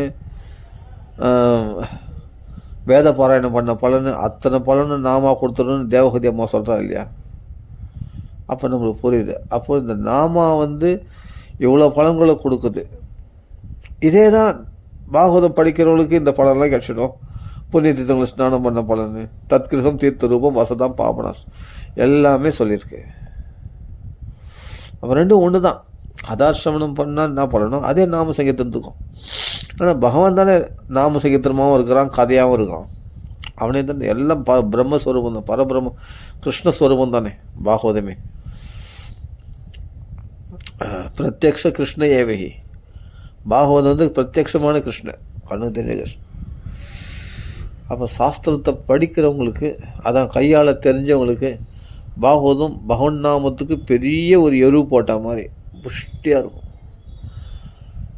ராமாயணமும் அப்படிதான். ஆனால் பகவன் நாமா வேற, பாகவதம் வேறன்னு பிரிக்கிறவங்களுக்கு அது வேறவாக தான் இருக்கும். அப்போ பாகவதமே வேணாம் அப்படின்னா நாம சொல்ல, ராமநாம சொல்ல நல்லது. அப்படி சொன்னாலும் பாகவதமே வேணாம், ராமாயணம் வேணான்னு இருந்து நாம சொல்கிறவங்களும் இருக்காங்க. அது வந்து நல்லா சூப்பர். எப்படி இருந்தாலும் அது க்ஷேமத்தை தான் கொடுக்கும். நீ பாகவதத்தை விட்டு நீ நாம சொன்னாலும் அது க்ஷேமத்தை தான் கொடுக்கும். பாகவத்தோடு சேர்ந்தால் உனக்கு கொஞ்சம் புஷ்டியாக இருக்கும். ஒன்று நாமம் வந்து இன்னும் புஷ்டி பெறும், இன்னும் அதிகமான ஆனந்தம், அதிகமாக பாகவத்துடைய பெருமையை தெரிஞ்சு, பகவன் நாமத்துடைய பெருமை இன்னும் நல்லா தெரிஞ்சுக்கலாம். தெரிஞ்சு நீ பண்ணும்போது இன்னும் கொஞ்சம் புஷ்டி அதிகமாக இருக்கும். தெரியாமல் பண்ணுறது காட்டிலும் ஒரு விஷயத்தை தெரிஞ்சு பண்ணும்போது தான் அது பலனே பல மடங்காக இருக்கும், அருமையாக இருக்கும். இது நிறைய பேருக்கு தெரியுதில்லை. அப்போது நாம சொல்ல சொல்ல சொல்ல சொல்ல சொல்ல சொல்ல சொல்ல நம்ம ஹார்ட்டு க்ளீன் ஆகும், மனசு பரிசுத்தமாகிடும், ஃப்ரெஷ்னஸ் உண்டாயிடும். அது இன்றைக்கி அனுபவபூர்வமாக பார்த்தேன். அவங்களாம் வந்து இந்த பகவத்கீதை பாகவதம்லாம் மகாத்மாக்கள்லாம் சில பேர் பகவன் நாமம் மட்டும் போதும்னு இருக்கிறவங்க இருக்கிறாங்க. அவங்க பகவத்கீதை பாகவதம்லாம் படிக்க மாட்டாங்க, நாம போதும். கரெக்டு. நான் என்ன சொன்னேன்னா, பகவத்கீதை பாகவதம் மேலே உள்ள துவேஷம் கிடையாது, நாம ஒன்று போதுன்ற ஒரு ஏன்னா தெரிஞ்சுக்கிட்டாங்க விஷயம். இந்த நாமம் வந்து ப்ராக்டிக்கல். சும்மா கதை பேசுறதை காட்டிலும் டைரெக்டாக நாமத்தில் இறங்கலாம், செயலில் இறங்கலான்ட்டு இவங்க செய்கிறாங்க. கரெக்டு. நான் என்ன சொன்னேன்னா தப்புன்னு சொல்கிறேன். இவங்க பாகவதம் படிக்கணும்னு அவசியம் இல்லை, ராமாயணம் படிக்கணும்னு அவசியம் இல்லை. பாகவத ராமாயணம் படித்தாங்கன்னா நாமத்துக்கு இன்னும் புஷ்டியை கொடுக்கும், இன்னும் இன்ட்ரெஸ்ட்டாக பகவன் நாமம் சொல்லுவேன். இல்லைன்னா பகவன் நாம போதும், பகவன் நாமத்தில் நிஷ்டியாக, பகவன் நாமம் ஒன்று போதும் நிஷ்டியாக இருந்துட்டுன்னா நீ பாகவத ராமாயணம் தேவையில்லை. ஆனால் பகவன் நாம சொல்கிறதுலேயே உனக்கு அந்த ஆனந்தம் கட்சிடும். நீ டைரெக்டாக வந்துட்டியே, வர வேண்டிய விஷயத்துக்கு வந்துட்டியே, அது அந்த நாமத்தை விட மாட்டேன் அப்படின்னு புஷ்டியாக இருக்கிறியே, அப்படின்னா உனக்கு பாகவத ராமாயணம் தேவையில்லை. நான் சொல்கிறது புரியும் நினைக்கிறேன் கான்செப்டு. பாகவதம் இப்போ பாகவத் நாமத்தில் வந்து எனக்கு இன்ட்ரெஸ்ட் வரலப்பா, ஸ்ரத்தை இல்லை அப்படின்னா பாகவதம் படித்தா ஒன்று கொஞ்சம் பக்தி நாமத்தில் ஸ்ரத்தை உண்டாகும். அஜாமலனே கரையாறினானா நாமத்துக்கு உழப்பன் தபஸ் போல யோகா போலாம் அப்படி கட்சின்னு தேவகோதி அம்மா சொல்லியிருக்காளா அப்படின்னு ஆச்சரியம் பண்ணோம்னா நாமத்துக்கு புஷ்டி இது. அப்போ இன்னும் என்னென்னா நமக்கு பலம் வரும். அதே போல் கதாசிரவணத்துக்கு என்ன பண்ணணும், அதே போல் நாமத்துக்கும் அப்படி சுலபமாக இருக்குது ராமராமான்னு சொல்கிறது. அப்போ இதே சொல்லிடும் அப்படின்னு சொல்லி என்ன பண்ணுவோம், நிறைய நாமா சொல்லும், புஷ்டி வேலை. ஆனால் நிஷ்டையாக இருக்கிறவங்க நாமத்தில்னா இதெல்லாம் இந்த பெருமைகள்லாம் தெரிஞ்சுன்னு அவசியம் இல்லை. அவங்களுக்கு பாகவதம் படித்து ராமாயணம் படித்து பெருமை தெரிஞ்சு அவங்க தான் எல்லாமே தெரிஞ்சு தானே வந்திருக்காங்க. அது அவங்க என்ன பண்ணுவாங்கன்னா பலன் கொடுத்தாலும் கொடுக்கலனாலும் நாமத்தை விட மாட்டாங்க. அப்படி நிஷ்டையாக இருக்கிறவங்க அவங்களுக்கு பாகவத ராமாயணம் தேவையில்லை, அவங்களுக்கு நாமத்திலே போதும், அதுவே அவங்களுக்கு அனுபவத்தை குத்துரும். இப்போ மாமல்லம் பெரியவா இருக்கார், நாம நிஷ்டை மட்டும் போதுன்றாரு. பாகவதம் ராமாயணம்லாம் வேணாம், அதோடைய சாரமே நாம தானே, அது போதும். அவர் தனியாக பாகவதம் படிக்கணும் அவசியம் இல்லை, நாமத்தில் நிஷ்டையாக இருக்கும், அதுவே அது அனுபவத்தை குத்துரும். அவ்வளோதான். அந்த அனுபவத்தை மற்றவங்களுக்கும் கொடுக்குறாரு பாருங்க, எங்களுக்கும் அந்த அனுபவத்தை கொடுக்குறாரு. சந்தோஷமாக அது அவள் தான், இதான் புரிஞ்சுக்கணும். ஆனால் பாகவன் நாமா வந்து வேற, பாகவதம் வேற அப்படின்னு யாரும் பிரித்து பார்க்குறாங்கன்னு சொன்னால் அவன் நாமத்திலே ஸ்டடியாக இருக்க முடியாது.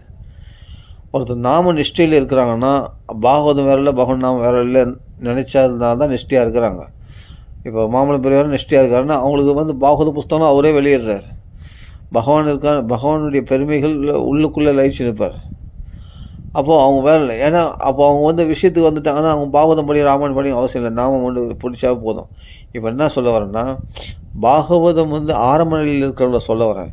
பகவன் நாமத்தை வந்து பாகவதெல்லாம் படித்தா பகவன் சொல்ல முடியாதுக்கு அப்படின்ட்டு பகவன் நாமத்துக்கு இடையூறு அப்படின்னு நினச்சின்னு பகவன் நாமா சொல்கிறாங்கன்னா அவங்களால பகவன் நாமாவே நிஷ்டையாக சொல்ல முடியாதுன்னு சொல்ல வரேன். அதுவே தொடர்ந்து சொல்ல விடாது.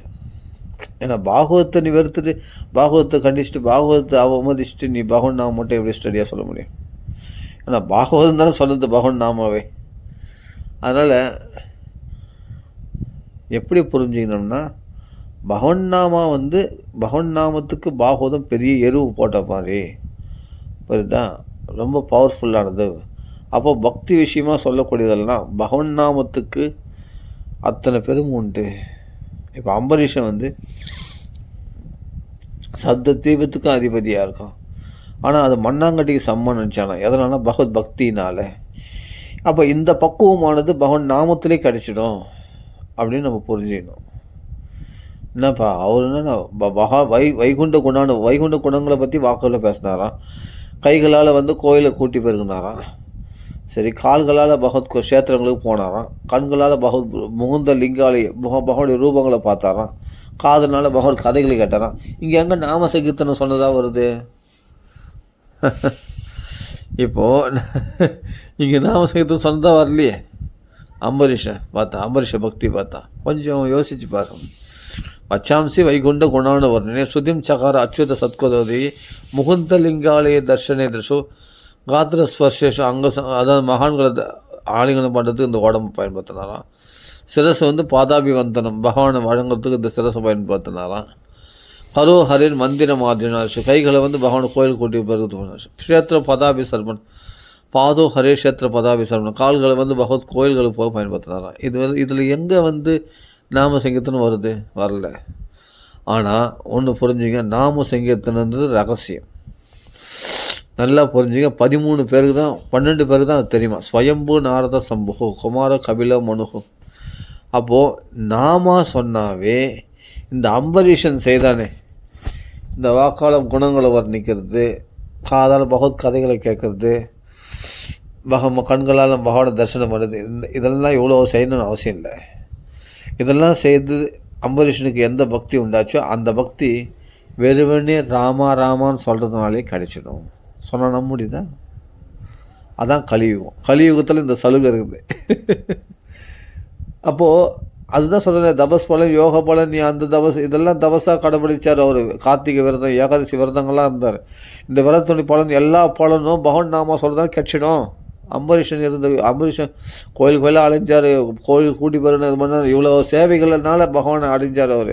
பகவானே சந்தோஷம் அடைஞ்சு அவருக்கு பெரிய சப்தத்தீவுக்கு அதிபதி ஆகிட்டார் பகவான். ஓகே, சக்கராயுதமே கொடுத்தா தன் கையாயத்தை ஓகே. ஆனால் கலியுகத்தில் இதெல்லாம் இவ்வளோ கஷ்டப்பட வேண்டிய அவசியமே இல்லை. அம்பரீஷன் செய்தார் இவ்வளோ சேவைகள், அதெல்லாம் பார்த்து ரசிக்கலாம். ஆனால் நம்மளால் முடியாது. கோயிலாக நம்ம பாத யாத்திரை போயிடணும், பகவான் முகந்த லிங்காலயம் தரிசனம் பண்ணணும், அதே வாக்காளர் பகவான் கதைகள் கேட்டு நேரம் 24 நேரம் நீ எவ்வளோ பகவத் சேவையிலே இருக்க முடியுமா? அம்பரீஷன் மாதிரி முடியாது. அப்படின்னா ராமா இது சொல்லாமே, நம்மளுக்கு என்ன முடியுமோ அதானே செய்ய முடியும். நம்ம எதுக்கு லாய்க்கு? அதான் தான் சொல்கிறார். ராமான்னு சொல்லலாமே, அத்தனை பலன் கிடச்சிடும். இப்போ அம்பரீஷன் பக்தி பண்ணி என்ன பலன் கிடச்சதோ அதே பலன் நாமத்தினால கிடைக்கும். சொல்லலையே என்ன? ஏன் சொல்லணும்னா அது ரகசியம் நாமா.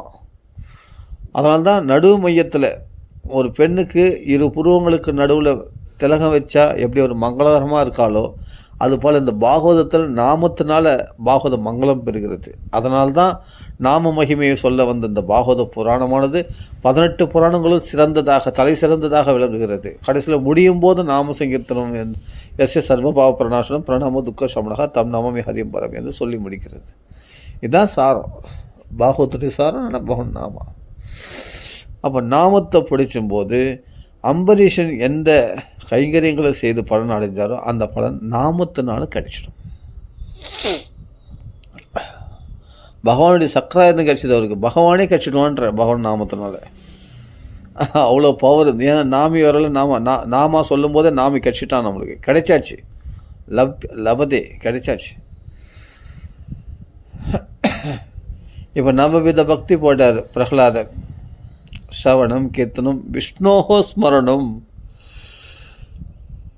அந்த பகவன் நாமத்தை ஸ்மரணம் பண்ணும். விஷ்ணு நாம பாத சேவனம் அர்ச்சனம் வந்தனம் தாஸ்யம் சக்கியம் ஆத்ம நிவேதனம் இது பும்சார்பிதா பக்திஷ்ட நவலக்ஷணா. இந்த 9 லட்சணங்கள் கொண்ட பக்தியை ஒரு மனுஷன் அனுஷ்டிக்கணும். இதில் ஏதாவது ஒன்று 2 அனுபவிச்சிட்டா போதும். நவவித பக்தி. அஷ்டாங்க யோகம்னா படிகள், இது விதம் 9 விதம். இது எதையாவது ஒன்று கடைப்பிடிக்கலாம். ஸ்ரவணம் பரிசுத்துக்கு ஸ்ரவணத்தை கடைப்பிடிச்சான். கீர்த்தனம் சுகாச்சாரிய கடைப்பிடிச்சார். ஸ்மரண பக்தி பிரகலாதன். இது மாதிரி இருந்தாங்க. வந்தன பட்டத்தில் அக்ரூரர் சொல்லுவாங்க. தாசிய பக்தியில் ஆஞ்சநேயர் சொல்லுவாங்க. இது மாதிரி சொல்லுவாங்க. அர்ச்சனையில் பார்த்தா பிருது மகரிஷின்னு சொல்லுவாங்க. சாரி, பிருது சக்கரவர்த்தின்னு சொல்லுவாங்க. பாத சேவனம்னா அதான் மகாலட்சுமி சொல்லுவாங்க. ஆத்ம நிவேதனம்னா பலி சக்கரவர்த்தி சொல்லுவாங்க. இது மாதிரி 9 வித பக்திகளுக்கு 9 பேர் உதாரணமாக சொல்லுவாங்க. இதெல்லாம் இருக்கட்டும். ராம ராமா அப்படின்னு சொன்னாவே இந்த 9 வித பக்தியினுடைய இப்போது சிரவணம்னா என்ன சொல்லணும்? பகவத் கதைகளை கேட்கணும். கதைகளை கேட்டால் அதே பலன் தானே. நாம சங்கீர்த்தனம் பண்ணாலும், நாம சங்கீர்த்தனம் கேட்டாலும் நாம சங்கீர்த்தனம் என்னாம தேய ஸ்ரவணானு கீர்த்தனாத். அதாவது தேவஹூதியை சொல்கிறா, தேவஹூதி அம்மா சொல்கிறா, எந்த நாமத்தை நாம மாத்திரம் நாமதேய ஸ்ரவண அணுகீர்த்தனாத் கேட்டாலோ கீர்த்தனம் பண்ணாலோ அது என்ன பண்ண சுவாதோபி சத்யக சவனாய கல்பதி. அவன் சோமயாகம் பண்ண தகுதியுடையவனா. சண்டாளன் கூட, நாய் மாம்சம் தின்னக்கூடிய சண்டாளன் கூட சோமயாகம் பண்ண அந்தளவுக்கு உயர்ந்த புண்ணியத்தை பெற்று பரம பாக்கியசாலி ஆயிடுறான். அவன் பரம பாக்கியசாலி ஆயிடுறான். அப்படியேப்பட்ட பரம தகுதி பெற்றவனாயிடுறான். சோமயாகம் செய்யக்கூடிய பிராமண நிலைக்கு உயர்ந்துடும். அப்படியேப்பட்ட சிறந்த பாகவதனை பிரகாசிக்கிறான் அப்படின்னு இதே தேவஹூதி அம்மா சொல்கிறார். அப்போ நாமத்தை ஸ்ரவணம் பண்ணாலும், நாமத்தை கீர்த்தனம் பண்ணாலும், நாமத்தை ஸ்மரணம் பண்ணாலும், இந்த 3 வித பக்தி ஸ்ரவணம் கீர்த்தனம் விஷ்ணுஹ ஸ்மரணம் அப்படின்னும் போது நாம சங்கீர்த்தனத்தை பிடிச்சிக்கிறவங்க நாம சங்கீர்த்தனமாக எடுத்துக்கோங்க. இல்லை எனக்கு பாகவதம் தான் பிடிக்கும், பகவத் கதை தான் பிடிக்கும்னா நான் கதை கேட்கறது ஸ்ரவணம் கீர்த்தனம், அந்த கதையை கீர்த்தனம் பண்ணுறது. அப்புறமா இல்லைன்னா அந்த கதையில் இருக்கிற கிருஷ்ணனை தியானம் பண்ணுறது, அதான் ஸ்மரணம். விஷ்ணு ஸ்மரணம் இல்லை விஷ்ணுவை தியானம் பண்ணுறது. அப்படி எடுத்துக்கோ. எல்லாம் ஒன்று தான். நாம வரல, நாமி வரல. அப்போ நாமஸ்மரணமும் நாம கீர்த்தனமும் நாம ஸ்ரவணமும் என்ன பலனோ அதே தான் நாமியை பற்றி, கிருஷ்ணனை பற்றி, கிருஷ்ண கதைகளை கேட்குறதோ, கிருஷ்ணனுடைய பெருமைகளை எடுத்து புகழ்ந்து பேசுறது கீர்த்தனம், கிருஷ்ணனையே தியானம் பண்ணுறது தான் ஸ்மரண பக்தி. இந்த 3 மெயின். ஃபஸ்ட்டு ஸ்ரவணம் கீர்த்தனம் விஷ்ணு ஸ்மரணம். இந்த 3 தான் ரொம்ப ஈஸியும் கூட. இதுதான் இன்றைக்கி உலகம் முழுது இந்த ஸ்ரவணம் கீர்த்தனம் விஷ்ணு ஸ்மரணம் தான் 3 தான் மெயினாக நடக்குது. எங்கே பார்த்தாலும் பக்தி பிரச்சாரமே. ஒன்று நாம சங்கீர்த்தனம் நடக்கும், இல்லைன்னா கதாசிரவணம் நடக்கும். இந்த ஸ்ரவணம் கீர்த்தனம் அது 2 தான் மெயினாக. அதே நம்ம தியானம் ஆகிடும், ஸ்மரணம் ஆகிடும். இந்த 3 வித பக்தி தான் நல்லா பிரபல்யமாக இருக்குது. அதனால் பகவன் நாம சங்கீர்த்தனத்தில்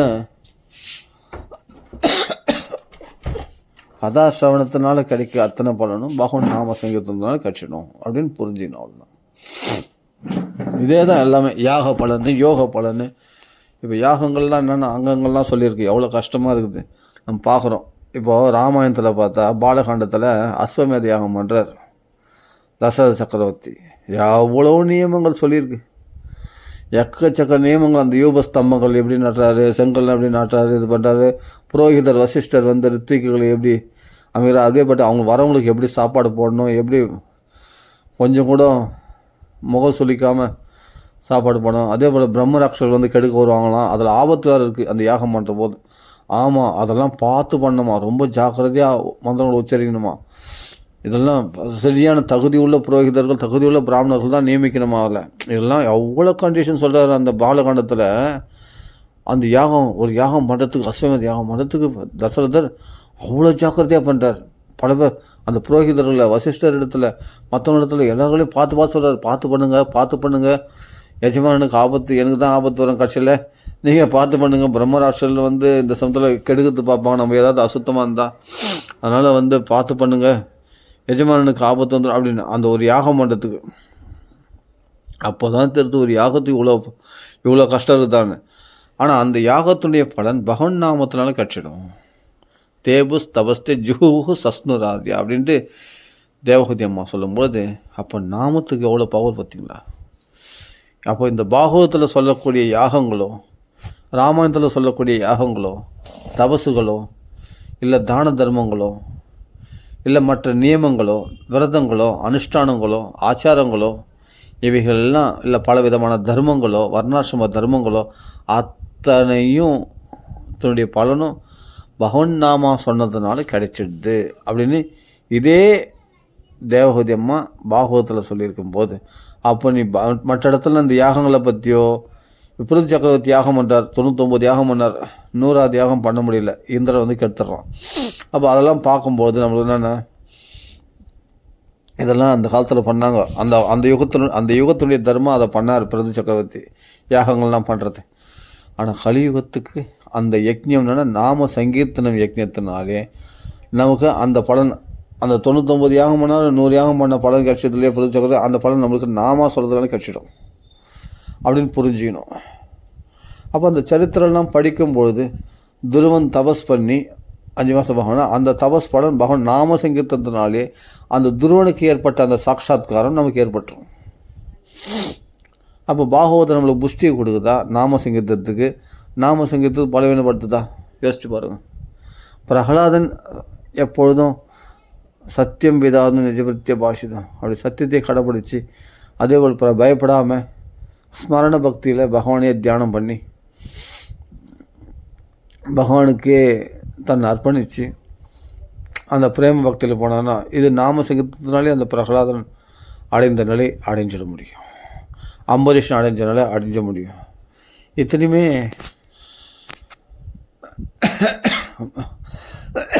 நம்ம பகவான் நாமத்தினாலே கிடைச்சிடும்.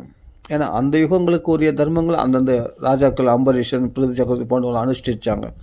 ஆனால் கலியுகத்தில் பகவான் நாமத்தினாலே இந்த பலன்கள்லாம் இவங்களாம் அனுபவித்த அந்த பலன்கள்லாம் நம்மளுக்கு கிடைச்சிடும் அப்படின்னு புரிஞ்சுக்கணும். ரொம்ப ஈஸி.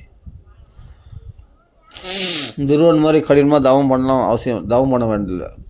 அதே மாதிரி இரணிகசிபுல் மாட்டின்னு பிரகலாதன் ரொம்ப கஷ்டப்பட்டு பக்தி பண்ணானே, அப்படியே பக்தி ஸ்ரத்தெல்லாம் அவ்வளோ ஸ்ரத்தையோட பக்திலாம் பண்ணணும், சத்தியோட பக்தி பண்ணணும்னு அவசியம் இல்லை.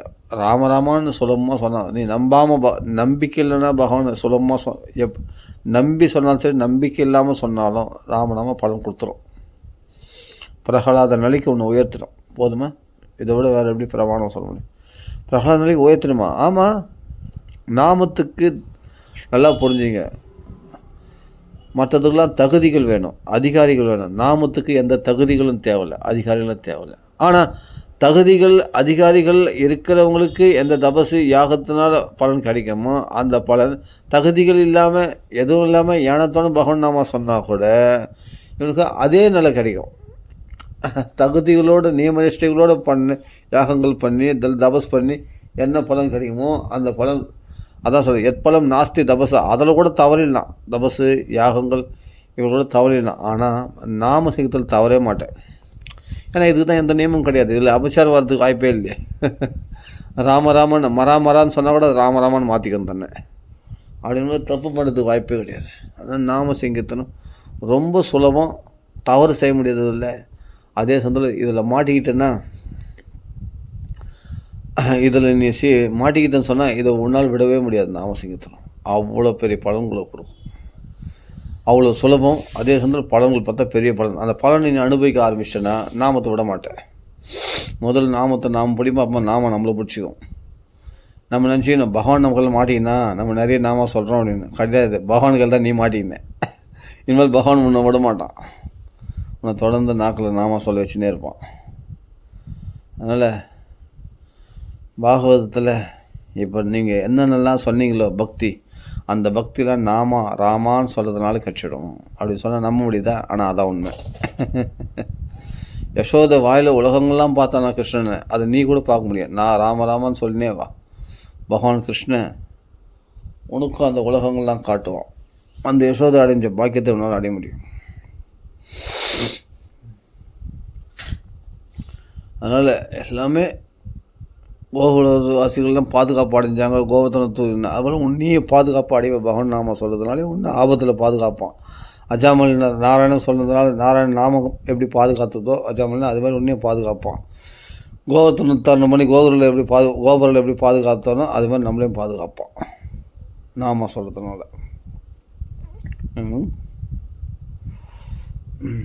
சரி, இதே ரிஷபாவதார கதையில் சொல்கிறாங்க. அதை கதன் சித்த க்ஷரண சுட்பதன ஜும்பன துரவஸ்தானாதேஷம் கச்சன வச்சனகோச்சராணி ಜ್ವರಮರಣ ದಶಾಯಮಿ ಸಕಲ கஷ்மண நிரசனானி தவ குணகிருத நாமதேயானி. இந்த நாமமானது சொல்ல நாமதேன்னு வச்சன கோச்சராணி பவந்து வாக்கில் வெள்ளமாக எனக்கு வந்து நேரணும் உன் நாமகீர்த்தனங்கள் அப்படி வந்துடுச்சுன்னு சொன்னால் அப்படின்னு சொல்லிட்டு கேட்குறாங்க. அப்போ நாமத்தினால தான் அவங்க யாகங்கள் வந்து பர்ஃபெக்டு. அந்த யாகங்கள் பர்ஃபெக்டாக அப்படி ரித்துக்கள் எல்லாம் மந்திரங்கள்லாம் எல்லாம் பக்காவாக இருந்து தான். அது எப்படி பக்காவாக இருந்தால் நாம சங்கீதத்துடைய மகிமை தெரிஞ்சவங்க அந்த ரித்துக்கள்.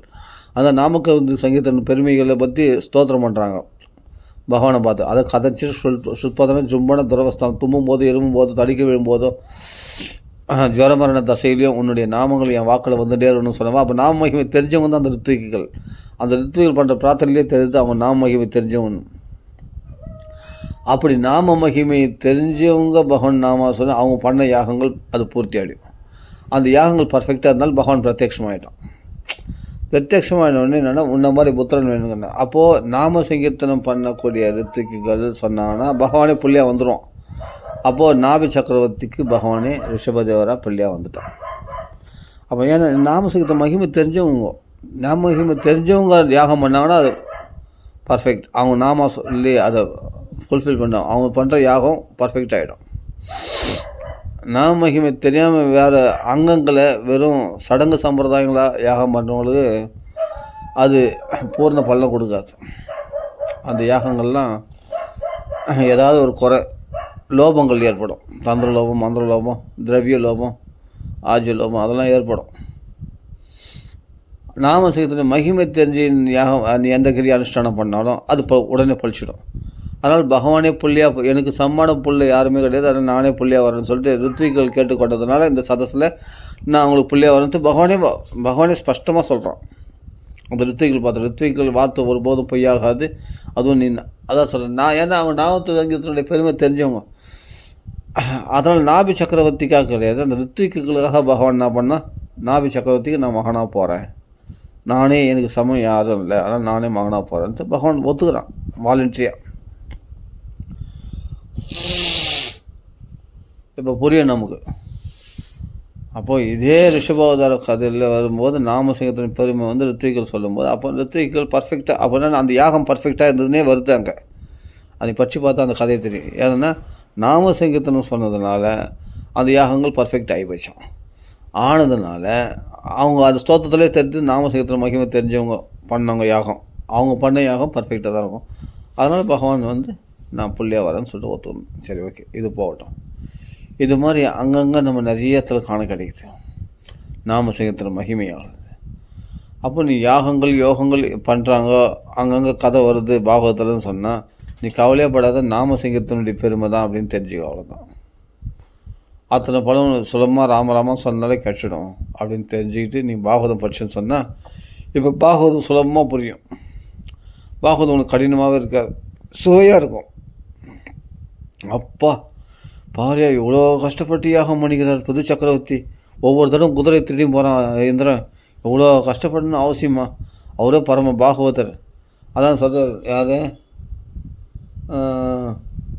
பிரம்மதேவர் சொல்கிறார், யாகத்தில் விதிக்கப்பட்ட பசுவு தான் வதம் பண்ணுமே. பசுன்னா மிருகம்.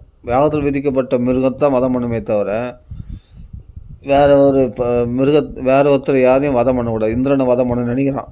யார் பிருது சக்கரவர்த்தி இந்திரனை வதம் பண்ண நினைக்கிறார். அடிக்கடி குதிரை திருடி போகிறான்னு. அப்படிலாம் செய்யக்கூடாது அப்படின்னு பிரம்மதேவர் தடுக்கிறார். உனக்கு என்ன ஆக வேண்டியது இருக்குது? 100 அசமதி யாகம் பண்ணால் இந்திர பதவி. நீ இந்திர பதவிக்கு ஆசைப்படுற, நீ பகவானுடைய பதவிக்கு ஆசைப்படுற பிருது சக்கரவர்த்தியே.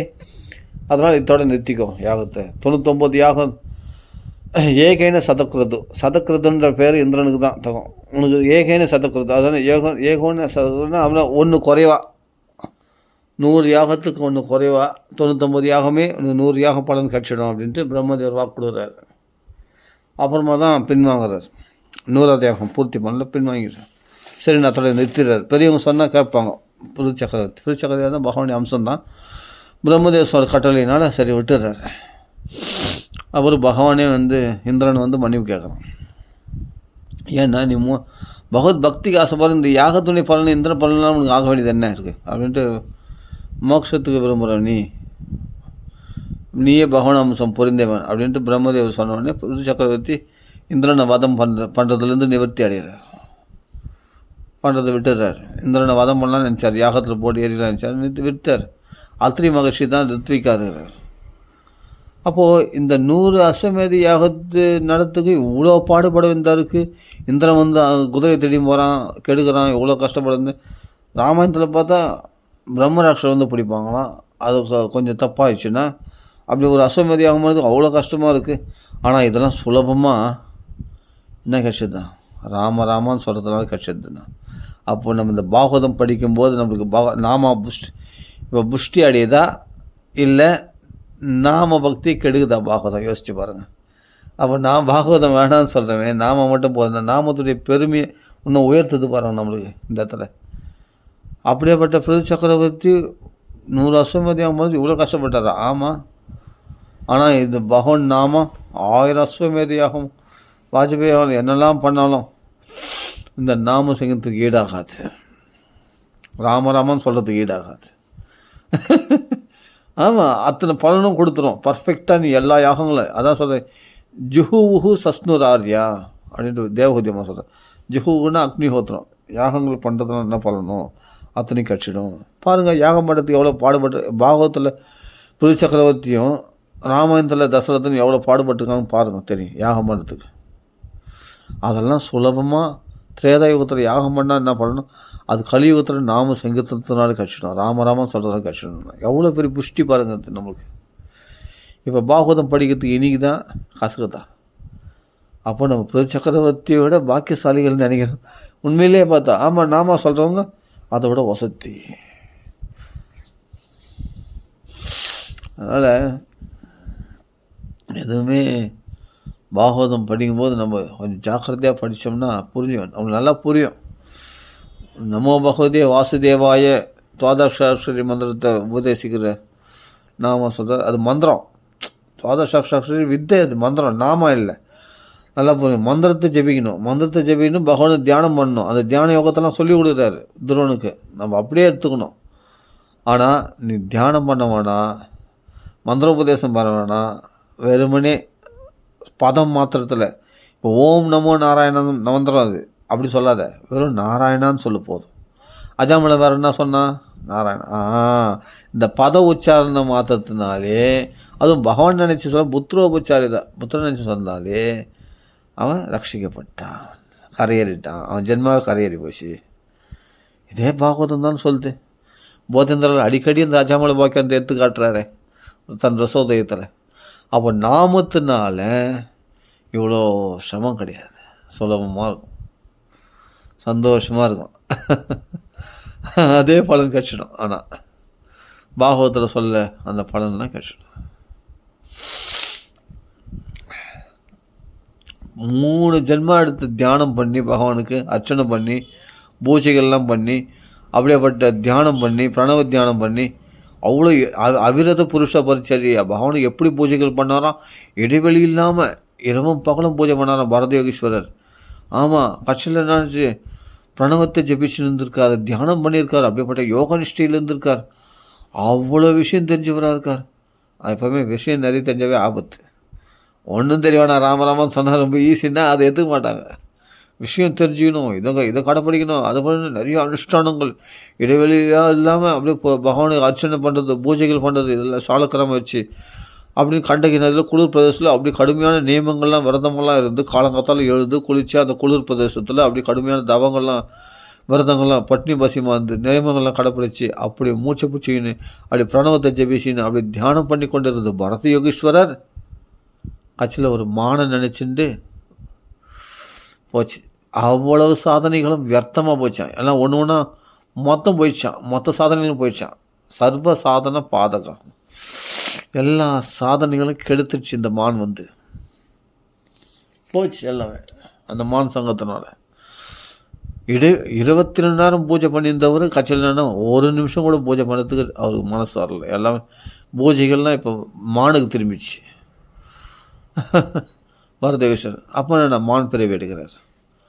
அந்த பிறவிலையும் அந்த பூஜைகள் வீண் போகாததுனால முன் ஜென்ம நினைவு இருந்தது. ஆனால் ஜென்மா வியர்த்தமாச்சே. மறுபடியும் கதாசிரவணம் கேட்டு அந்த மான் ஜென்மா எடுத்து அப்புறம் ஒரு பிராமண ஜென்மம். இன்னும் மோட்சாடையில் ஜென்மா தான் எடுத்துன்னு முதல் சத்திரியனாக இருந்தார், அப்போ மான் பிறவி எடுத்தார், அப்போ பிராமண பிறவி.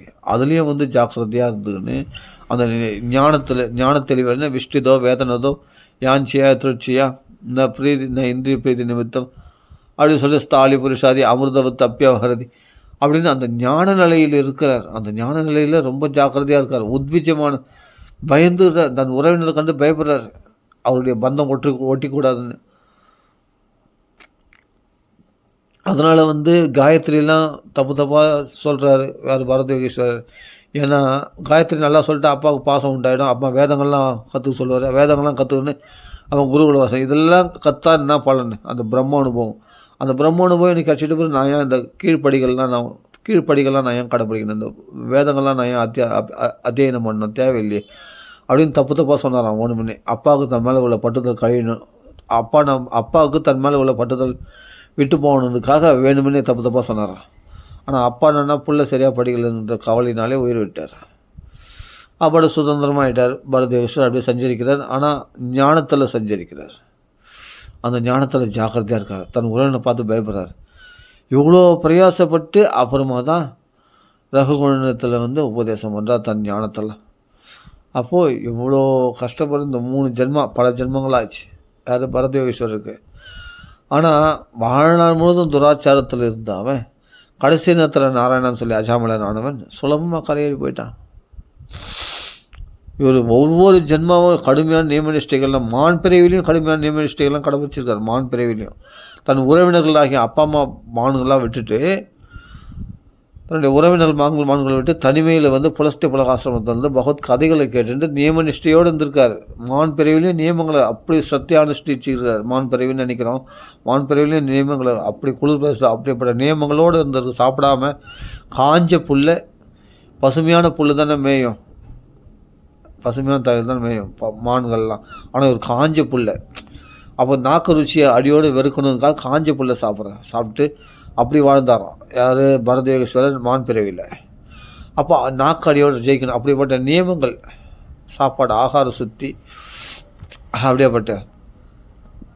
அப்படியே ஏதோ உடலுக்கு உணவு சாப்பிடணும் அவ்வளோதான், ஏதோ ருச்சிக்காக கிடையாது அப்படின்னு சொல்லி நம்ம சுட சுட அன்னம் பருப்பு நெய்யோடு போட்டு சாப்பிட்டா என்ன ருச்சியோ அந்த ருச்சியோடு சாப்பிட்ற மாதிரி பசும்புல்லை சாப்பிட்றது மானுக்கு.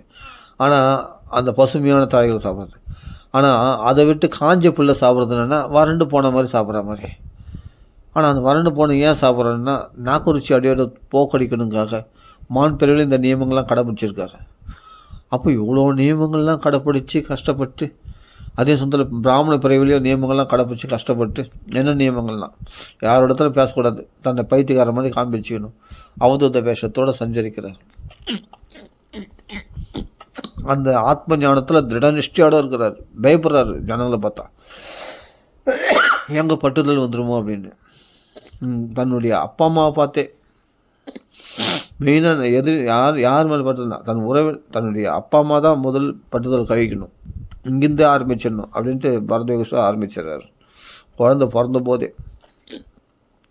அப்போ இந்த ஞான சாதனைக்கு இவ்வளோ கஷ்டப்பட வந்தாருக்கு, 3 பிறவி எடுக்க வந்தாருக்கு பரதயோகீஸ்வரர். ஆனால் பகவன்னாமா சொன்ன அஜாமலன் ஒரே பிறவியில் கரையேறிட்டார். ஜம்முன்னு ஒரே பிறவியில். நாமத்துக்கு அவ்வளோ மகிமன்னு இதே பாகவதம் தானே சொல்லி கொடுக்குது நமக்கு. இவ்வளோ நியமனிஷ்டை பிரணவத்தை ஜெபிக்க வேணாம், தியானம் பண்ண வேணாம், நியமனங்களை விரதங்களை கடைப்பிடிக்க நான் ஞான விசாரம் பண்ணுறேன் அப்படின்ட்டு பரதயோகீஸ்வரர் மாதிரி கஷ்டப்பட வேண்டாம், சுலபமாக ராமான்னு சொன்னாவே போதுமானது அப்படின்னு இதே பாகவதம் தானே 5ஆம் ஸ்கந்தத்தில் பரதயோகீஸ்வரர் சரித்திரத்தையும் பக்கத்துலேயே அடுத்த ஸ்கந்தத்தில் 6ஆம் ஸ்கந்தத்தில் நடுநாயகமாக இருக்கக்கூடிய அதே மாதிரி நாமசங்கத்தினுடைய மகிமையும் ஸ்பஷ்டமாக சொல்லியிருக்கேன். எவ்வளோ சுலபம் பாருங்கள். பாகவதம் படித்தா இப்போ புஷ்டியா, பாகவதம் படித்தா இல்லாட்டி நாமத்துக்கு நஷ்டமா? கிடையாது. நாம இன்னும் புஷ்டி படும்.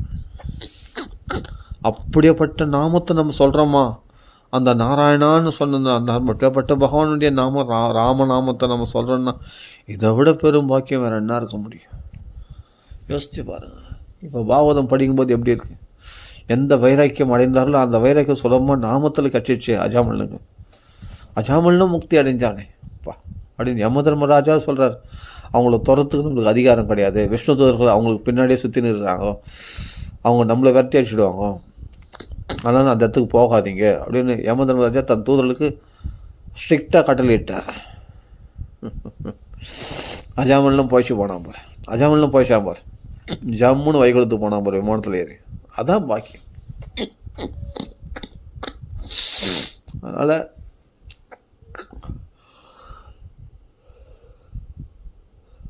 பாகவதத்தில் ஒவ்வொரு கதையும் படிக்கும்போது நம்ம இந்த சாரத்தை புரிஞ்சிக்கணும். நாம சொல்கிறவங்களுக்கு ரொம்ப புஷ்டியாக இருக்கும் பாகவதம், ரொம்ப சுவையாக இருக்கும். ஆஹாஹா அருமையாக இருக்குது, இவ்வளோ கஷ்டம் இருக்குது, ஆனால் சுலபமாக ராமராமான்னு சொல்கிறதுனாலே நம்மளுக்கு கஷ்டது அப்படின்னு அந்த ராமனை தொடுவானா நிறைய சொல்லுவான் நாமத்தை. சரி, ஓகே, தலை பூர்த்தி பண்ணிப்போம். ராம ராம ராம ராம ராம ராம ராம ராம ஸ்ரீராமநாம் சங்கீதம் கீ ஜெய், ஆஞ்சநேய சுவாமி கீ ஜெய். முதல் டாபிக் நம்ம என்ன பேசணும்? பக்தி விருப்பம் இல்லாதவங்களுக்கு நாம் சத் சங்கத்தில் நம்ம உபதேசம் பண்ணக்கூடாது. உபதேசம் பண்ணுறன்ற பேரில் நமக்குள்ள இருக்கிற பக்தியை குறைச்சிக்கூடாது. நம்ம பக்தியை குறைச்சிக்கிறது இல்லை, நம்ம பக்தியை இழந்துடும். இதுபோல் அபக்தர்கள், பக்தி இல்லாத பல துஷ்டர்களுக்கு போய் நம்ம பிரச்சாரம் பண்ணுறதோ அல்லது அவரில் எங்கேயாவது அழிக்கிறதோ அது நம்மளுக்கே கேடு விளைவிக்கும். நான் கண் கூட அனுபவித்தேன், அதுக்காக சொல்கிறேன். அடுத்தது பகவன் நாமா வேற இல்லை, பகவத் கதாசிரவணம் வேற இல்லை, பகவான் வேற இல்லை. பகவத் கதாசிரவணம், பகவன் நாமா, பகவானை பற்றிய ஸ்லோகங்கள் எல்லாமே பகவத் ஸ்வரூபந்தான். பகவானுடைய நாமமும் பகவத் ஸ்வரூபந்தான். அதேபோல் பாகவதம் பகவத் ஸ்வரூபந்தான். பகவானும் பகவான் தான். அவ்வளோதான், இதை புரிஞ்சுக்கிட்டா போதும். பகவான் நாமா, பகவானுடைய கதை, பாகவத ஸ்லோகங்கள் வேற இல்லை. அதேபோல் ராமாயண ஸ்லோகம் ராமரை விட்டு வேற இல்லை, எல்லாம் ஒன்று தான் அப்படின்னு புரிஞ்சுக்கணும். சரி, ஓகே. அப்படி புரிஞ்சுக்கிட்டாவே நம்ம சொல்லக்கூடிய நாமத்தில் சக்தி அதிகரிக்கும். ராம ராம ராமன் ஸ்ரீராமநாம் சங்கத்துக்கு ஜெய், ஆஞ்சநேய சுவாமிக்கு ஜெய், சத்குரு மகாராஜ்க்கு ஜெய், ஆஞ்சநேய சுவாமிக்கு ஜெய். ராம ராம ராம ராம ராம ராம ராம.